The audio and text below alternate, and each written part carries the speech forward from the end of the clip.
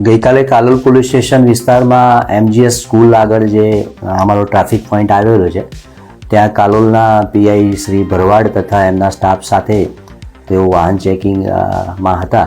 તે દરમિયાન એક ગાડી કાળા કાચવાળી નીકળેલી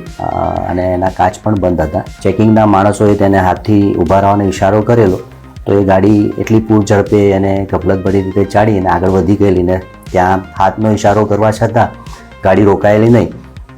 અને આગળ જતાં કાચ ખોલી અને ડ્રાઈવરે એક ગંદો ઇશારો કરેલો, જેના લીધે થઈને જે સ્ટાફના ચેકિંગમાં હતા એ પોલીસ ઇન્સ્પેક્ટર ભરવાડ તથા એમના સ્ટાફના માણસોએ સરકારી ગાડીમાં એ ગાડીનો પીછો કરેલો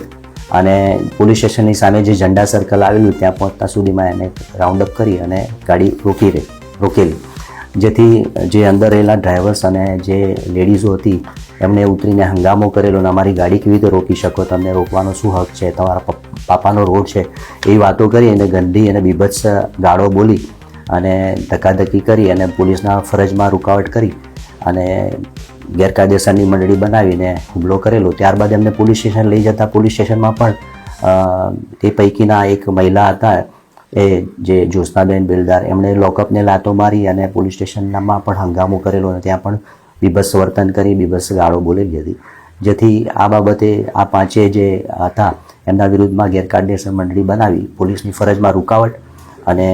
બીભત્સ ગાળો અને ધમકી આપવા બાબતનો ગુનો ગઈકાલે રજીસ્ટર કરવામાં આવ્યો.